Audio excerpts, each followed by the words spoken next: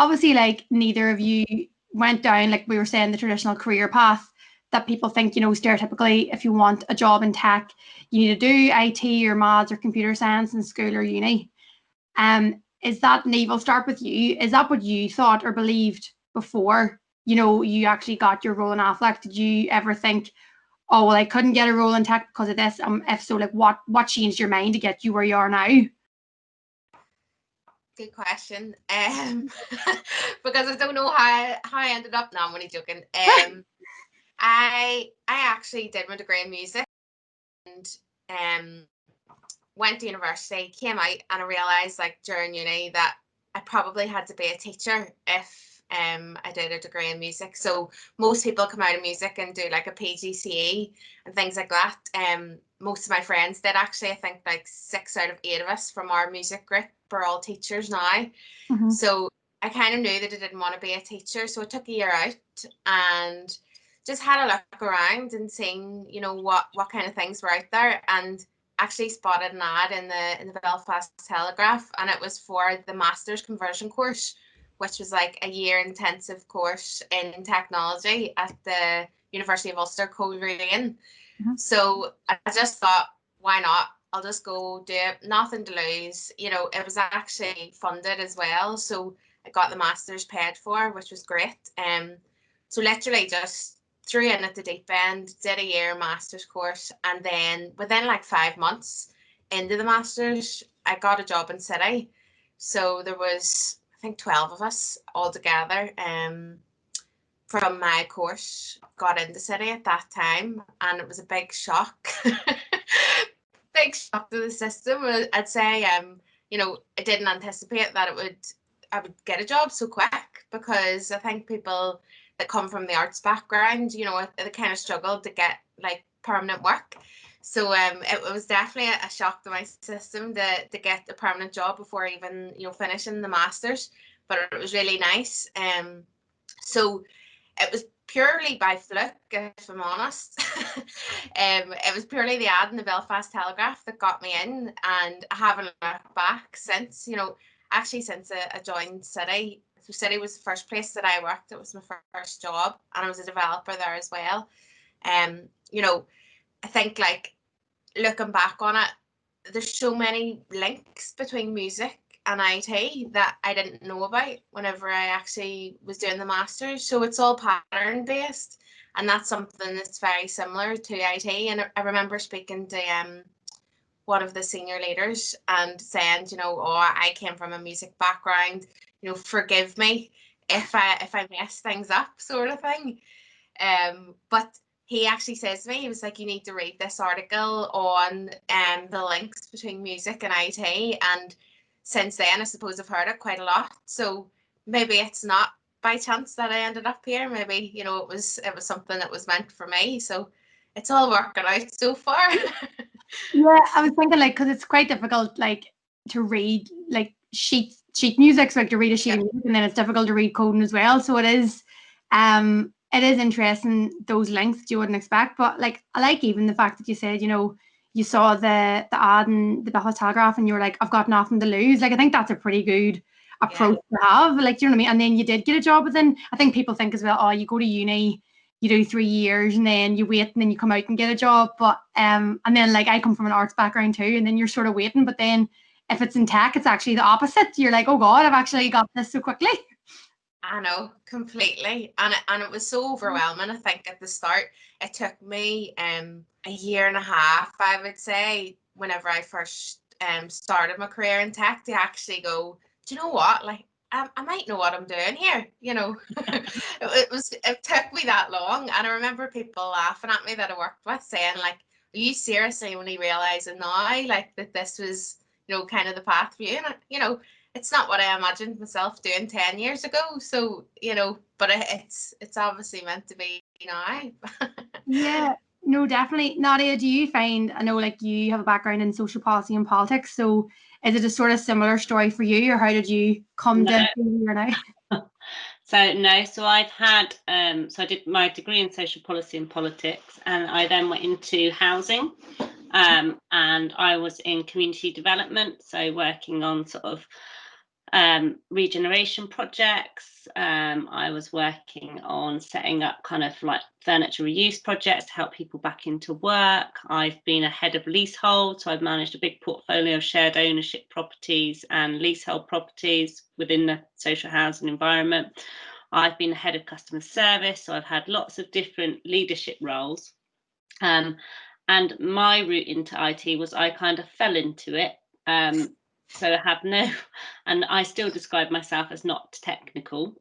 So I basically, I went on through the sort of austerity measures back in when the Conservatives were sort of in power and they were really driving for austerity. The kind of community development sector in housing was hit hardest. And so there was kind of lots of redundancies or potential redundancies, and I went for a role. But I'm a mum of 6 children too, and at that time I couldn't go sort of into a full-time role. So I wanted to continue. I was working part-time in sort of various leadership roles. And I was facing redundancy, but through the interview, I talked about the fact I'd done a bit of work around CRM, which, I just sort of touched on, and they were like, would you like this sort of CRM role? We're looking at introducing CRM and a new sort of digital online offering. And I was like, oh, okay. So gave it some thought and decided to do it. And I worked very much on the customer side, identifying what we wanted to build out, so what were our requirements, and linking then at that point, I wasn't part of an IT team, but working with our IT team to say, actually, we're not doing what you tell us we need to do. This is our requirement. So really starting, I suppose, to work in a more user-friendly way. So I was the sort of customer working with the IT team, driving forward digital sort of improvements. That's then evolved. I had no technical knowledge. And I've then sort of moved now into become a senior product manager role, and I'm kind of managing the product backlog of our Dynamics 365 product, our CMS platform. So we've got an enterprise CMS platform, so I've managed the sort of backlog for that. Our Teams rollout as a company, Microsoft Teams rollout, and also like Power Apps. But what I found, and I still don't think I'm technical, I've never done a technical degree, or I've never done any sort of technical training. I've done sort of product owner, product managing training, but I surround myself, and when I think back on my career in leadership, I surround myself with people that kind of know that stuff.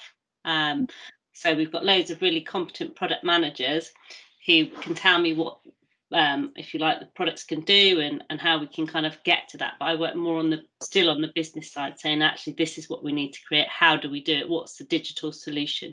So yeah, so quite different and still not technical. Yeah, no, but it's really interesting. Both of your stories are kind of similar in that, I know like you were facing redundancy and they were like, oh, do you want to go for this sort of CRM role? And you were like, I'm not technical, but you still went for it. Like, it's quite brave, and you still, you never said no. You were like, oh, like I'll give it a go, like kind of the way Niamh's saying, yeah, what have I got to lose? Being opportunistic has always been a good thing in my career. Yeah, because you never know. Yeah, exactly, because that's what I was going to ask you next, Nadia. Is that the sort of, because you've had so many sort of leadership hats as well, is that one of the qualities or skills that you think is most important for success? And what other qualities do you think? I think in my younger part of my career, because I'm like 40, so I've been working 20 odd years now, I was really opportunistic. So I had leadership roles quite early on because I went for the job that I didn't have what I'd say enough experience for. But to me, you can have the same experience year on year on year. Doesn't mean you're a better leader or a better person, because I think it's about your ability to bring new things. And I think it's about being able to learn things quickly and pick things up from other people. But also, if you're part of a team and you're leading a team, it's about using the skills within your team. You don't need to know everything. You need to know how to ask the right questions, get the right information. So I was really opportunistic. Then after having children, I think that became harder, more because of the pressures I put on myself around being a good mum and balancing work and thinking, actually, I can't be a senior leader if I'm only working part-time, but actually you can, because you can actually demonstrate that you can deliver quite a lot within those 3 days or 4 days or whatever you work. And I think companies kind of need to be much more open to that. And I'm lucky because thankfully Sovereign are. So, yeah. Do you sort of agree with that, Niamh, in terms of, you know, I think we've had this sort of conversation on the Empowering You course before, like all of us have, where women are, I know like your testament that isn't true, Nadia, but you know, like women are very much less likely to go for roles, even if they actually are qualified. A lot of the time they think, oh no, well, I still don't have the experience for that. Like, would you sort of agree with that, Niamh? And like, what qualities or skills do you think are important for success within the tech sector too, especially for like young girls maybe looking to break into it? Yeah, no, 100%.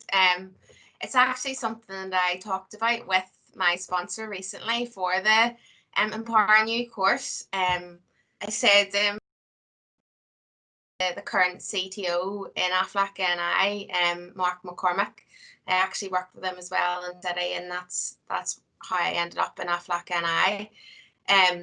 But I think I shared with him recently that if he was to ask me what my biggest success was or what I was most proud of, is, you know, I would actually say having the nerve to go for another job, because I always thought that my skills were just, you know, I just did what I did in City, and you know, it wasn't transferable. And I had to really take a look at myself and go, you know, it was a big step for me to actually just make that move and go to another company and have the confidence in myself that I could do an interview, and, you know, the skills that I had would benefit another company. So 100%, I think, you know, there probably is quite a lot of people, you know, women and men as well. I would say that there's a lot of both in the same boat, where I think most of us that were on the course as well, we kind of had that, like, a bit of imposter syndrome where, you know, I'm not as good as I think, or you don't appreciate what you're actually good at. So yeah, it was definitely, especially during this course, during the Empowering You course, I think there were so many women sharing so many inspiring stories, and, you know, you got a big relief out of knowing that, you know, I wasn't the only one that had that self-doubt. I wasn't the only one that wasn't self-aware, you know. So 100%, I think that I felt it, and having come to the other side and made the move to Aflac Northern Ireland, it's been the best thing that I've ever done. Like, in terms of just a shift in my whole career, I think I've certainly changed my mindset as well. And one of the biggest things that I think that a leader should have is empathy.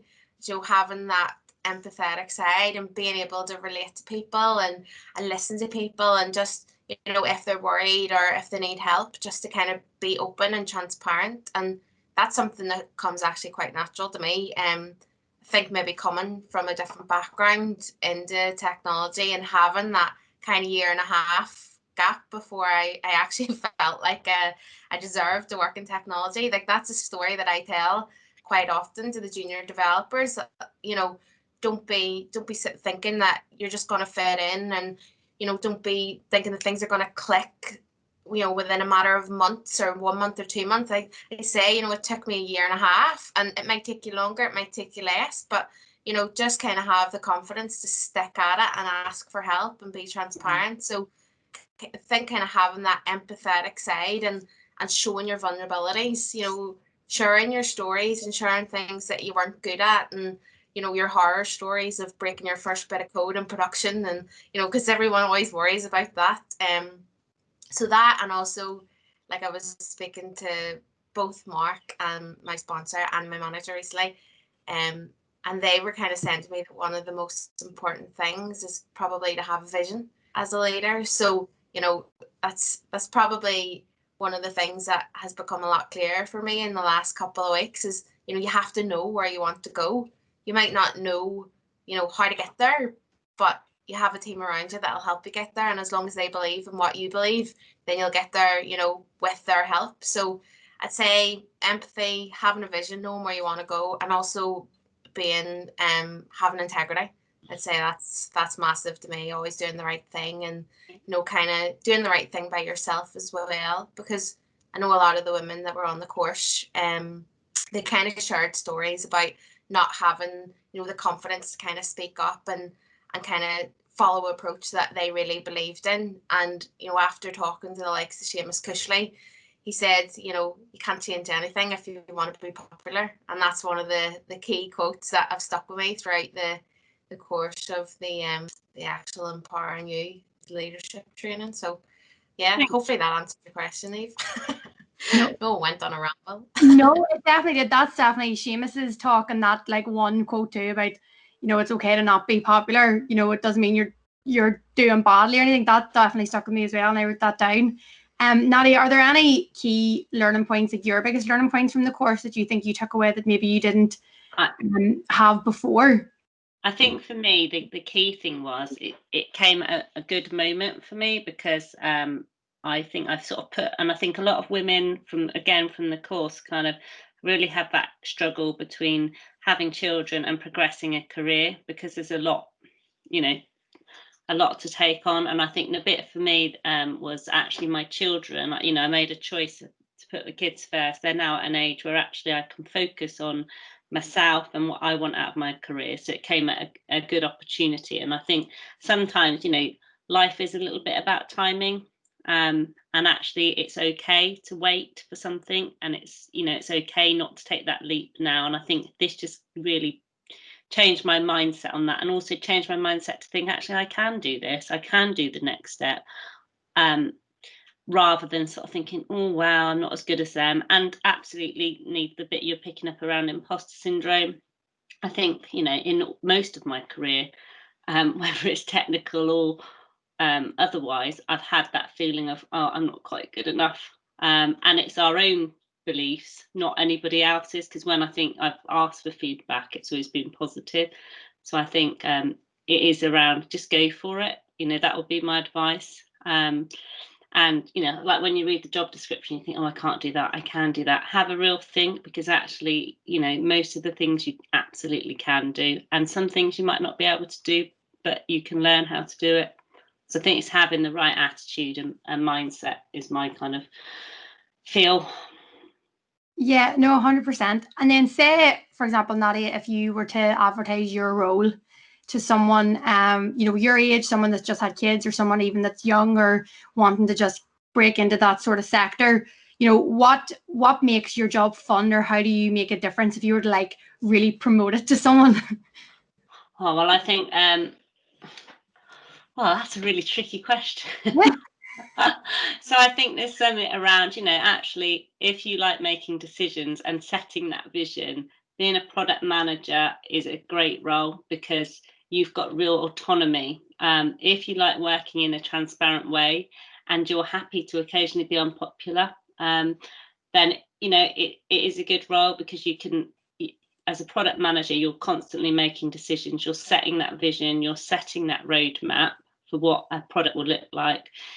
My role is really around, you know, the bit that I strive for is customers, and really enhancing the customer experience. So whether it's internal customers or external customers, however we're developing it, it's got to be absolutely providing that excellent customer experience. And that's what gives me satisfaction, because you can kind of see the changes. And I think working in an agile way and in sprint cycles, you see that quickly. And the great thing is, you know, if you engage, like I do a lot of engagement with stakeholders, so whether that's customers or internal customers, to understand what their requirements are. And in the past, they've been like, wow, you don't listen, you know, like Sovereign doesn't listen, blah, blah, blah, you won't do what we ask. Whereas here now, what we're showing with agile development is we're getting their requirements, and we're then turning it into something they can see that works and meets their, and they're responsible for kind of signing it off. So we've really turned things on its head, and that's what gives me, I suppose, the enjoyment of my job. Does that answer in a roundabout way? Yeah, no, it definitely does. And then I like how that theme of like being unpopular comes up again. But I think it's a good, like, one thing I took from the course was sometimes you're maybe put in uncomfortable positions, but you have to be put in those positions for a short amount of time, like asking for something or having to do something or make a decision that might be unpopular. But it really builds character, because if you're just sort of sitting in your comfort zone throughout your life, whether it's in your career or not, like, you're just not going to be happy. You're not going to really move. So I think like that whole sort of theme around maybe making unpopular decisions in the long run build character and makes you better for it. I mean, I think that's really key, and I think sorry, Niamh, but I No, think no, go ahead.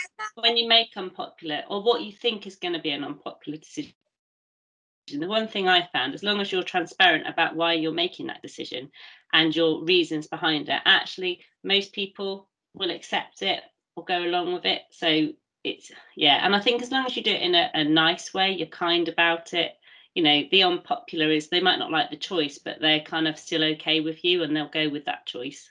That's kind of. Yeah, no, 100%. Niamh, same sort of question to you in terms of your role and working in, well, I know you're working remotely now, but working in Aflac or working in an office, what makes your role fun and your organisation fun? And, you know, how would you say you make a difference or want to make a difference? That's probably what I would say. Like if I wanted someone to work for Aflac, I'd say, well, do you want to make a difference? Because I feel that that's exactly what we're doing on a day-to-day. So for anyone that doesn't know, like Aflac is one of the largest suppliers of supplemental health insurance. So we're creating applications that are used by a customer, and sometimes their darkest hour, you know, it could be someone who's, you know, relative has just passed away, and you know they're kind of submitting claims and things like that.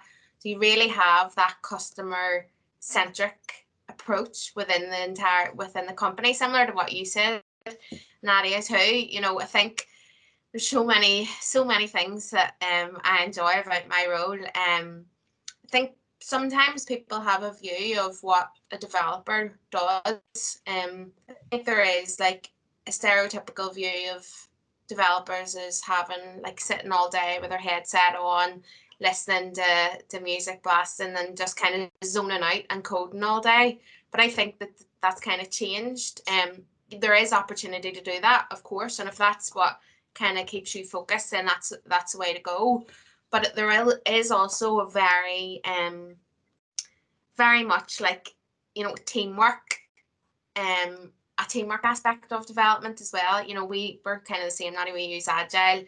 We have whiteboards, interactive whiteboards, Agile spaces. You know, there's quite a lot of my day is actually spent working with other people and kind of bouncing ideas off each other. And I've actually found that coming from a different background as well has helped quite a lot in the development role, because you're able to see things from a different perspective.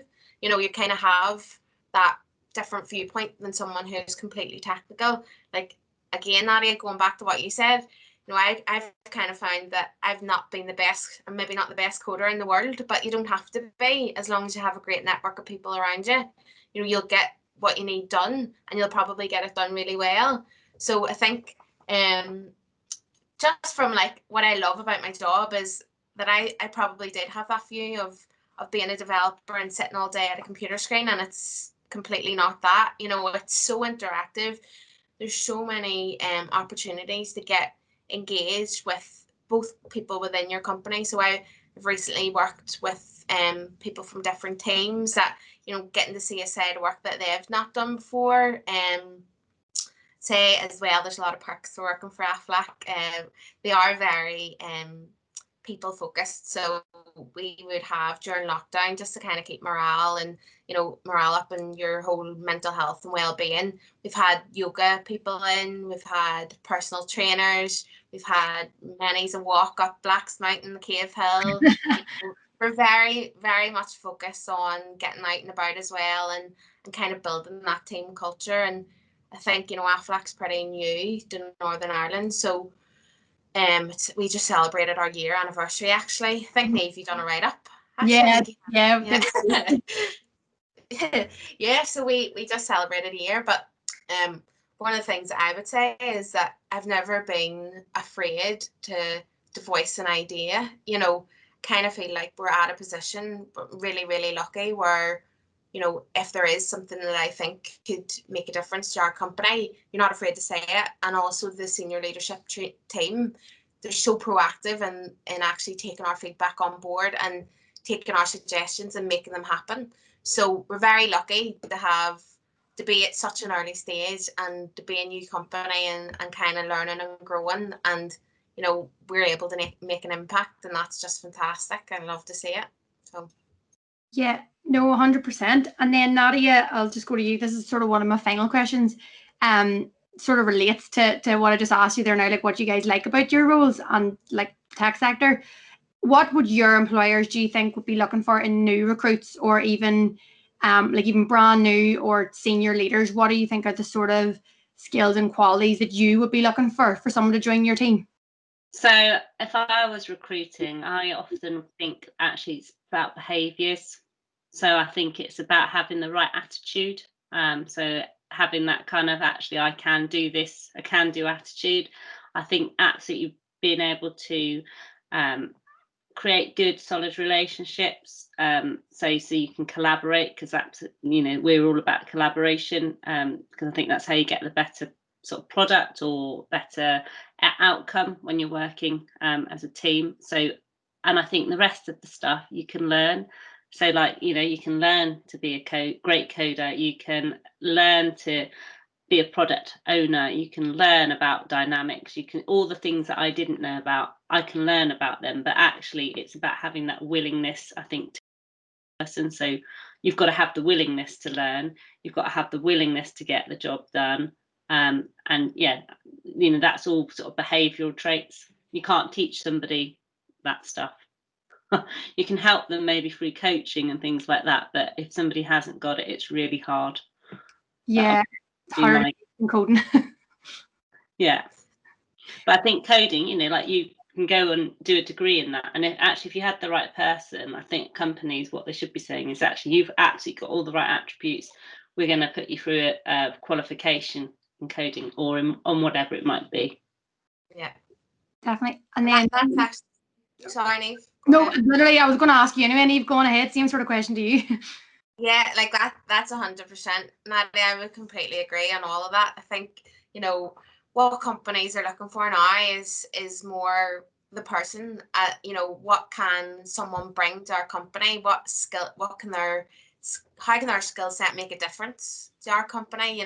What are their values? For me, it's all about culture, because as you said, skills, like technical skills, can be learned. And actually we've just had about 6 months ago a group come through the Assured Skills Academy through the Belfast Met. And those guys all came from different backgrounds and did exactly as you just described, Nadia. So they did a qualification in the technology that we use in AFLAC, and now they're putting it into practice. So them is getting onto that course. I think showing that you're determined, showing that you're driven, and that you want to learn is massive. I think like that is so. I think that for a company makes them want you. You have to kind of say, here's what I'm offering to you, here's the things I enjoy. And I often find as well that if a company likes you, and they'll try to make it work for you, they'll try to find that space for you within their company. So I think even that's something to bear in mind, not only when you're looking for a job, but also whenever you're in a job. You're always kind of seeking to improve, seeking to learn more. And I think it's a good company will try to retain good staff, so you'll always probably find that you're progressing within your company, but they're kind of helping you grow as a person. So. Yeah, and see the way just saying that, like, it's, people can learn through coaching and things, the skills and stuff. Like, it's better to put a good person with good attributes through technical things that they can't learn.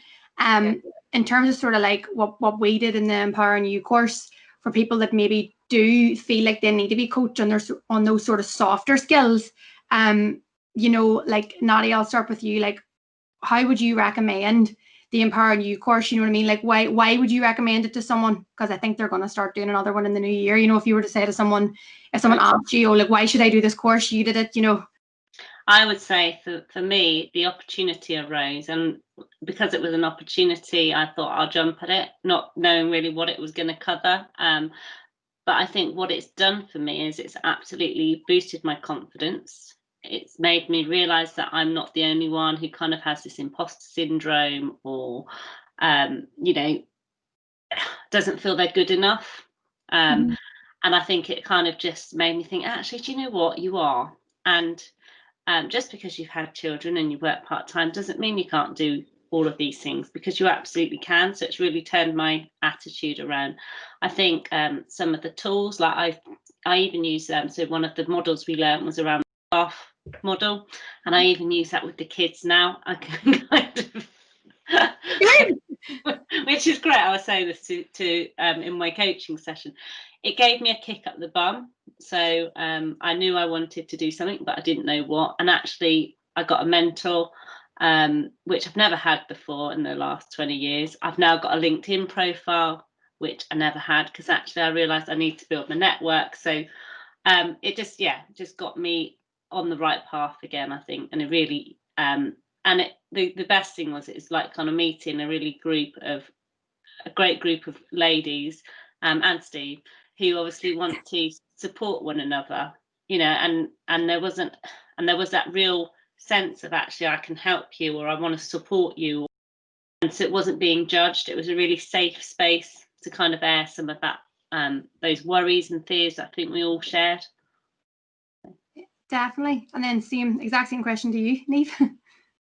Yeah, I probably went into the course thinking that, like most women out there that work in IT, are confident, they're self-aware, and they've got a really good idea of where they want to go. And now, like, I go, well, do you know what? There's a lot more women out there that are like me. You know, they probably underestimate themselves, and they underestimate what value that they're bringing to a company, and what actual difference that they're making to their team. So I've got so much out of just talking to women from different backgrounds, hearing perspectives, and getting, you know, that feedback from them, and those wee confidence boosters. And especially hearing some of the people that Stephen that brought in, like Seamus Cushley. I think there's been so many excellent speakers that we've listened to that have just motivated me so much. And there's just wee one-liners that they've said, like, you know, being a changer or leader, it's not a popularity contest. You know, I think you're always afraid of, like, changing or going away from the status quo. And I think for me, it's probably changed my perspective on what a leader is.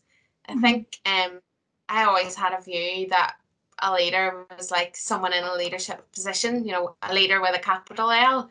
Whereas now I think, like, going, do you know what, we're all probably leaders in our job. You know, what am I doing at the minute? You know, I'm mentoring people, junior members of my team, and they're looking up to me. And, you know, I think being a leader now, I look at it and say, it's about being a changer, being an enabler, you know, not solving a problem for someone, but, you know, kind of focusing your energy on how to help someone, and how to help someone think independently. So it's massively changed my view on what an actual leader is. And I think I've started to realise that, and I think most of the women on the course realise that we're all probably leaders right now, and we just didn't know it.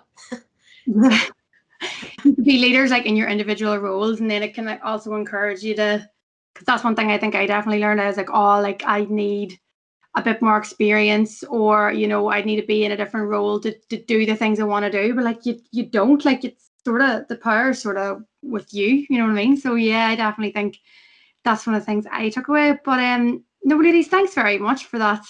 That was a really nice conversation.